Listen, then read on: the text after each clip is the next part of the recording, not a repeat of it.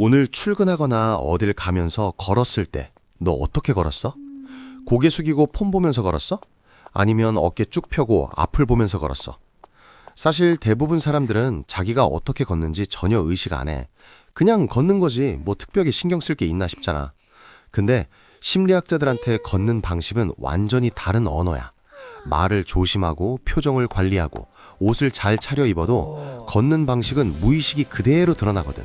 네 성격이 외향적인지 내향적인지, 요즘 스트레스를 얼마나 받고 있는지, 자신감이 있는지 없는지, 심지어 연애할 때 어떤 스타일인지까지. 걸음걸이 하나가 이 모든 걸 다 말해줘. 믿기 어렵지? 근데 이건 그냥 느낌 얘기가 아니라 실제 심리학 연구 결과야. 오늘 이 영상 보고 나면 길에서 사람들 걷는 거 절대 예전 눈으로는 못 볼걸? 안녕, 난 제이야. 난 사람 심리에 관심이 많고 심리 분석하는 것을 아주 좋아해. 만약 너가 사람 심리에 관심 있고 영상을 재밌게 봤다면 구독, 좋아요 버튼 꼭 눌러줘. 사람들이 진짜 모르는 게 뭐냐면 우리가 걷는 방식이 얼마나 많은 정보를 담고 있냐는 거야. 대부분 걸음걸이는 그냥 이동 수단이라고 생각하잖아. 빠르면 부지런한 사람, 느리면 느긋한 사람, 딱 그 정도? 근데 심리학자들한테 걸음걸이는 완전히 다른 언어야. 내가 말을 조심하고 표정을 관리하고 옷을 갖춰 입어도 걷는 방식만큼은 무의식이 그대로 드러나거든.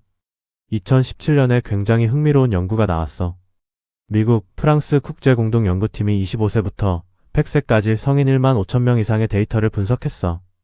걷는 속도랑 성격 테스트 결과를 비교한 거야. 결과가 어땠냐고?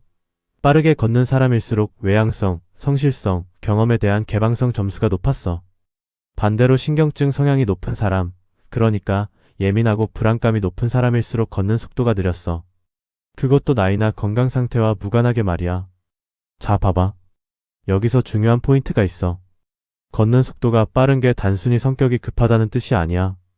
그 안에는 동기부여 수준, 자기통제 능력, 그리고 삶을 대하는 태도가 다 녹아 있어. 빠르게 걷는 사람의 뇌는 목표 지향적 회로가 더 활발하게 돌아가고 있거든. 행동심리학에서 이걸 접근 동기 어프로치 모터베이션이라고 해. 뭔가를 향해 나아가려는 충동이 강하다는 거야. 그럼 느리게 걷는 사람은 뭔가 문제가 있는 거야? 절대 그런 뜻이 아니야. 지금 이런 생각 들지? 나 좀 느리게 걷는데 난 문제 있는 사람인가? 천만에.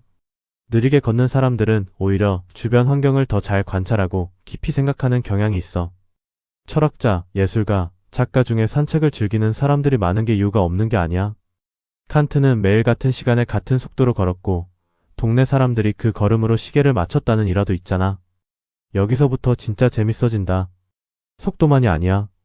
걸을 때 몸을 어떻게 쓰느냐도 성격과 연결돼 있어. 영국 연구팀이 동작 캡처 기술로 29명의 걷는 방식을 분석했는데 상체와 하체를 얼마나 크게 움직이느냐, 얼마나 역동적으로 쓰느냐가 비고 성격 특성과 상관관계가 있었어.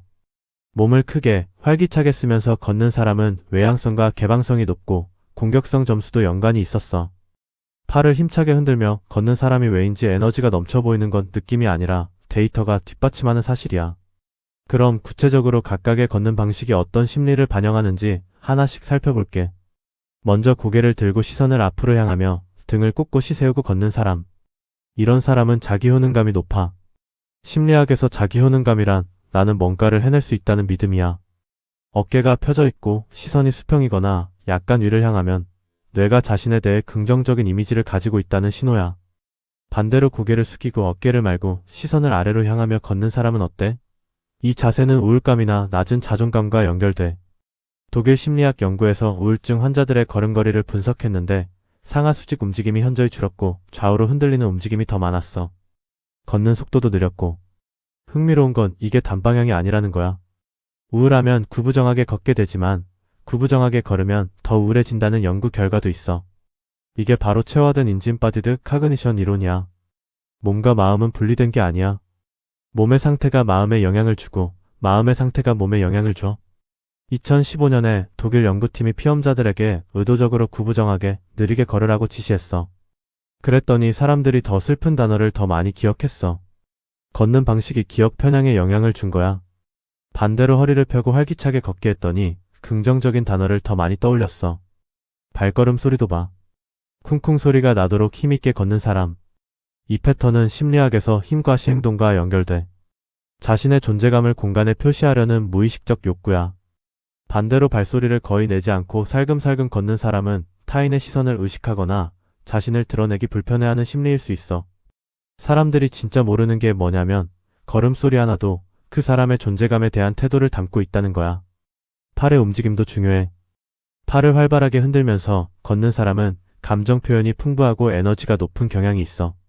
반면 팔을 거의 움직이지 않고 경직된 상태로 걷는 사람은 긴장 상태이거나 감정을 억누르고 있을 가능성이 높아. 불안감이 높은 사람들이 이 패턴을 자주 보여. 걸을 때 팔이 자연스럽게 흔들리지 않는다는 건 몸 전체가 경계 모드에 있다는 신호거든. 여기서부터 진짜 재밌어진다. 걸음걸이와 범죄 심리학의 교차점이야. 믿기 어렵겠지만 연구자들이 걸음걸이만 보고 그 사람이 범죄 피해를 입을 가능성을 예측할 수 있다는 걸 밝혀냈어. 캐나다 연구팀이 수감자들에게 다양한 사람들의 걷는 모습을 담은 영상을 보여줬어. 수감자들은 상당한 정확도로 이 사람은 만만해 보인다는 평가를 했고, 실제로 그 사람들은 과거 피해 경험이 더 많았어. 어떤 걸음걸이가 만만해 보였냐고? 발을 질질 끌며 걷거나 폭폭이 지나치게 작거나 팔과 다리의 움직임이 서로 어긋나는 경우야. 연구자들은 이걸 비동기적 걸음이라고 불러. 반대로 팔과 다리가 자연스럽게 대칭을 이루며 리듬감 있게 걷는 사람은 자기 공간에 대한 확신을 표현하는 거야. 이런 걸음걸이는 자신감과 강인함을 신호로 보냈거든. 이건 연애에도 적용돼. 잡아봐. 좋아하는 사람 앞에서 걸을 때 어떻게 걸어? 무의식적으로 자세를 더 굳게 세우고 발걸음이 더 활기차지지 않아? 그게 바로 인상관리 본능이야. 사람은 자신을 어필하고 싶을 때 자기도 모르게 걸음걸이를 바꿔. 진화심리학에서는 이걸 짝짓기 신호의 일부로 봐. 허리를 유연하게 쓰고 리듬감 있게 걷는 건 건강함과 활력을 보여주는 무의식적 구애 행동이라는 거야. 그럼 상대방 걸음걸이로 그 사람의 심리 상태를 읽을 수 있을까? 당연하지. 평소에 빠르게 걷던 사람이 갑자기 느려지거나 고개를 더 많이 숙이기 시작했다면? 스트레스를 받고 있거나 감정적으로 힘든 상태일 가능성이 높아. 반대로 평소보다 걸음이 가볍고 속도가 빨라졌다면? 뭔가 기분 좋은 일이 있거나 목표 의식이 생겼다는 신호야. 걸음걸이 변화는 표정보다 훨씬 솔직하게 내면을 드러내. 감정과 걸음걸이 연구도 있어. 슬픔 상태에서는 폭폭이 줄고 속도가 느려지며 발을 드는 높이도 낮아져. 흥분 상태에서는 정반대로 빠르고 역동적인 걸음이 나와. 두려움을 느낄 때는 빠르고 짧은 걸음이 나와. 마치 작은 동물이 빠르게 뛰는 것처럼. 분노 상태에서는 강하게 발을 구르는 패턴이 나오고. 여기서 중요한 건 이 감정들이 의식적으로 연기한 게 아니라 정말 그 감정을 느끼는 사람들에게 자동으로 나타난 패턴이라는 거야. 걸음걸이가 성격을 드러내는 더 재밌는 케이스가 있어. 걸을 때 발끝이 바깥쪽으로 향하는 팔자걸음과 안쪽으로 향하는 안짱걸음도 심리와 연결될 수 있어. 팔자걸음은 공간을 넓게 차지하려는 성향, 즉 지배성이나 자신감과 연결되기도 하고, 안짱걸음은 자신을 작게 보이려는 심리, 수줍음이나 내향성과 연결되는 경우가 있어. 물론 이건 체형이나 골격 구조의 영향도 있어서 절대적인 판단 기준은 아니야. 하지만 전체적인 맥락 속에서 하나의 단서가 될 수 있어. 걷는 속도와 인지 기능의 관계도 무시할 수 없어. 놀랍게도 걷는 속도는 뇌 건강의 지표가 되기도 해. 미국 내과학 저널에 따르면 75세 이상 노인들의 걷는 속도가 느려지기 시작하면 인지 기능 저하와 치매 발생 위험이 높아진다는 연구가 있어. 걷는 속도가 0.1m/초 느려질 때마다 치매 위험이 유의미하게 상승했어. 걸음걸이가 단순한 이동 능력이 아니라 뇌 전체의 기능을 반영하는 복잡한 협응 작업이기 때문이야. 이쯤 되면 이런 생각이 들겠지. 그러면 내 걸음걸이를 바꾸면 성격도 바뀌나? 완전히 바뀌진 않아. 하지만 놀랍게도 걸음걸이를 바꾸면 기분과 심리 상태는 분명히 달라져. 2019년 퍼서널리티 언드 인더비저월 디퍼런시즈 저널에 실린 연구에서 피험자들에게 평소보다 1520% 느리게 걷게 했더니 불안감이 유의미하게 줄었어. 의식적으로 속도를 늦추는 게 일종의 마음챙김 효과를 낸 거야. 반대 실험도 있어. 구부정하게 걷던 사람들이 등을 펴고 고개를 들고 활기차게 걷기 시작하면 실제로 자신감이 올라가고 기분이 좋아지는 효과가 있었어. 이게 그냥 기분 탓이 아니야. 자세가 바뀌면 호르몬 분비도 달라지거든. 허리를 곧게 펴는 것만으로 테스토스테론 수치가 오르고 스트레스 호르몬인 코르티솔이 줄어든다는 에이미 커디 연구팀의 연구도 있어. 마음이 먼저 바뀌어야 몸이 바뀌는 게 아니야. 몸을 먼저 바꾸면 마음도 따라와. 자, 이제 실생활에서 어떻게 활용할 수 있는지 얘기해볼게. 면접 상황을 생각해봐. 면접관이 너를 처음 보는 순간 내 걸음걸이에서 이미 첫인상이 형성돼. 고개를 들고 등을 펴고 적당한 속도로 발소리를 내면서 자신감 있게 걸어 들어가는 것만으로도 상대방에게 긍정적인 신호를 줄 수 있어. 이건 속임수가 아니야.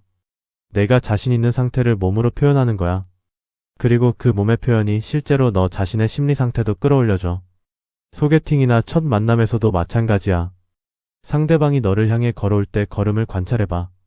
폭폭이 크고 팔이 자연스럽게 흔들리며 고개를 들고 있다면 자신감 있고 에너지가 넘치는 사람이야. 폭폭이 작고 시선이 아래로 향해 있고 팔이 거의 움직이지 않는다면 긴장하고 있거나 평소에도 내향적이고 자기 노출을 어려워하는 사람일 가능성이 높아. 어떻게 접근하고 대화를 이끌어야 할지 힌트가 되겠지. 직장에서도 써먹을 수 있어. 상사가 오늘 어깨를 말고 느리게 걷는다면 오늘은 중요한 보고를 피하는 게 나을 수도 있어. 반대로 활기차게 빠른 걸음으로 사무실을 가로질러 간다면 뭔가 의욕이 넘치는 상태야. 이렇게 상대방의 걸음걸이를 읽으면 그 사람의 현재 심리 상태를 파악하고 더 효과적으로 소통할 수 있어. 그렇다면 내 걸음걸이는 어떻게 개선할 수 있을까? 첫 번째는 시선이야. 걸을 때 시선을 지면이 아닌 전방 510m 앞에 두는 것만으로 자세가 자동으로 교정돼. 두 번째는 어깨야. 어깨를 귀에서 멀리 내려뜨려. 긴장하면 어깨가 올라가거든. 의식적으로 어깨를 내리는 게 몸과 마음의 긴장을 동시에 풀어줘. 세 번째는 포폭이야. 발걸음을 약간만 더 크게 내딛어봐. 포폭이 커지면 뇌가 나는 지금 어딘가를 향해 나아가고 있다는 신호를 받아. 마지막으로 한 가지 더 얘기하고 싶어. 사람들이 진짜 모르는 게 뭐냐면 걸음걸이는 습관이자 자기인식의 축적이라는 거야. 어릴 때부터 빨리 와, 제대로 걸어라는 말을 많이 들은 사람은 빠르고 반듯하게 걷는 걸 무의식적으로 체화했을 수도 있어. 반대로 자유롭고 느긋한 환경에서 자란 사람은 여유로운 걸음이 자연스러울 수 있고, 걸음걸이에는 그 사람이 살아온 환경과 관계의 역사가 담겨 있어. 오늘부터 길을 걸을 때 스스로 한번 관찰해봐. 나는 어떻게 걷고 있지? 고개는 어디를 향하고 있지? 팔은 자연스럽게 흔들리고 있지? 발은 제대로 딛고 있지? 이 질문들에 답하면서 걷는 것만으로도 너는 지금 자신에 대해 굉장히 솔직한 대화를 시작하는 거야. 그리고 마음에 안 드는 부분이 있다면 지금 당장 바꿀 수 있어. 걸음은 매일 수천 번씩 반복되는 행동이니까 조금씩 바꾸다 보면 몸도 마음도 삶도 조금씩 달라져. 이 영상 재밌었다면 구독이랑 좋아요 부탁해. 다음 영상에서 또 재밌는 심리 얘기로 만나자.